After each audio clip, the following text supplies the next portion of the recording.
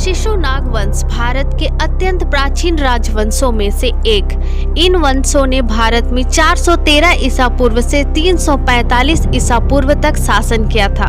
हर्यक वंश के अंतिम राजा नागदशक की हत्या कर शिशुनाग ने शिशुनाग वंश की नींव रखी थी।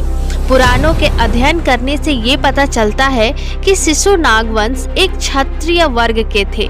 शिशुनाग के बारे में ये भी कहा जाता है कि वह लक्षवी अर्थात 6वीं शताब्दी में वैशाली में निवास करने वाली एक जाति में इनका जन्म हुआ था। अर्थात लिच्छवी राजा के पुत्र शिशुनाग ने एक वैश्या की कोख से जन्म लिया था। ये मुख्यतः मगध के राजा थे जिनकी राजधानी गिरिब्रज थी। इस वीडियो में हम शिशुनाग वंश के इतिहास तथा उनसे संबंधित सभी तथ्यों को समझेंगे। तो चलिए शुरू करते हैं। शिशुनाग वंश भारतीय इतिहास में बहुत महत्वपूर्ण इतिहास रखता है।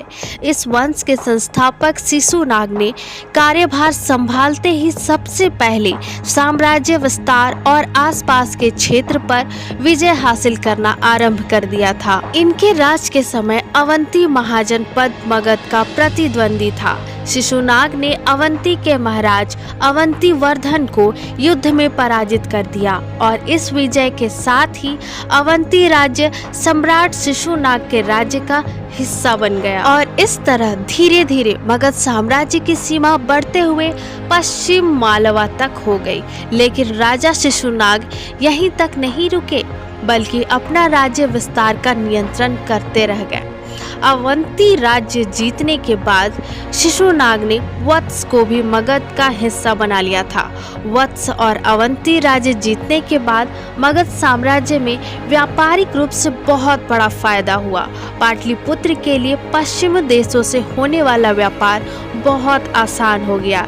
कई इतिहासकार शिशुनाग वंश को मौर्यकालीन राजाओं जैसे बिंबिसार और अजातशत्रु के समकालीन मानते हैं, लेकिन यह बात सही नहीं है क्योंकि मौर्य वंश का शासनकाल 321 ईसा पूर्व से 884 ईसा पूर्व का था, जबकि शिशुनाग वंश का कार्यकाल 412 ईसा पूर्व से 345 ईसा पूर्व का था। शिशुनाग ने बंगाल से लेकर मालवा तक अपने साम्राज्य को फैला दिया था। गिरिब्रज के साथ साथ वैशाली भी मगध की राजधानी बन गई थी। पर दुख की बात तो ये होती है कि शिशुनाग वंश के राजा शिशुनाग की 384 ईसा पूर्व में मृत्यु हो जाती है। राजा शिशुनाग की मृत्यु के पश्चात उनके पुत्र कालाशोक शिशुनाग अर्थात शिशुनाग वंश के अगले राजा बनते हैं।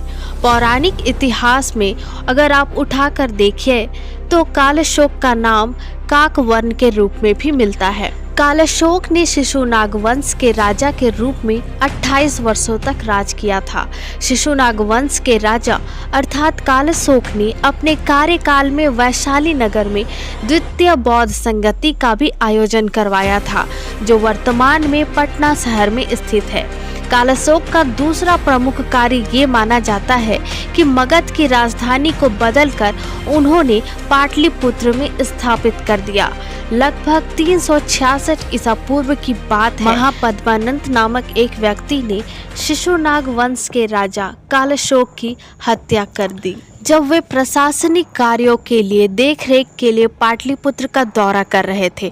इस घटना के संबंध में इतिहास के साक्ष्यों को अगर खंगाला जाए तो बाणभट्ट चरित हर्ष चरित्र में इनका उल्लेख मिलता है। शिशुनाग वंश के राजा कालाशोक की मृत्यु के पश्चात उसके पुत्र ने लगभग 22 वर्षों तक मगध पर राज किया। शिशुनाग वंश के पतन के बारे में कई बातें बोली जाती है, जैसे कि शिशुनाग वंश के राजा शिशुनाग बहुत ही परमवीर थे। उनके पश्चात भी उनके पुत्र और वंशजों ने कई वर्षों तक शासन किया, लेकिन धीरे धीरे इनकी शक्ति छिन्न होती चली गई और 345 ईसा पूर्व में शिशुनाग वंश का अंत हो गया। राजा नंदीवर्धन शिशुनाग वंश के अंतिम राजा माने जाते हैं। शिशुनाग वंश के राजा के रूप में नंदीवर्धन ने लगभग 22 वर्षों तक राज किया था। इनका कार्यकाल 367 ईसा पूर्व से 345 ईसा पूर्व तक का माना जाता है। इस तरह शिशुनाग वंश का अंतिम राजा नंदीवर्धन की मृत्यु के साथ बिंदुसार वंश का भी अंत हो गया तथा शिशुनाग वंश के राजा नंदीवर्धन की हत्या कर महापद्मानंद ने नंद साम्राज्य की स्थापना की थी। आई होप इस वीडियो के माध्यम से आपको शिशुनाग वंश के बारे में पूरी तरह से अच्छी जानकारी पकड़ में आ गई होगी। अगर वीडियो आपको थोड़ी सी भी नॉलेजेबल लगी हो तो प्लीज हमारे चैनल को लाइक और सब्सक्राइब करें। अगर हिस्ट्री से रिलेटेड टॉपिक आपको ऐसे ही चाहिए तो हमारे चैनल पे बने रहिएगा। तो मिलते हैं नेक्स्ट वीडियो पे नए टॉपिक के साथ में। तब तक के लिए जय हिंद, वंदे मातरम।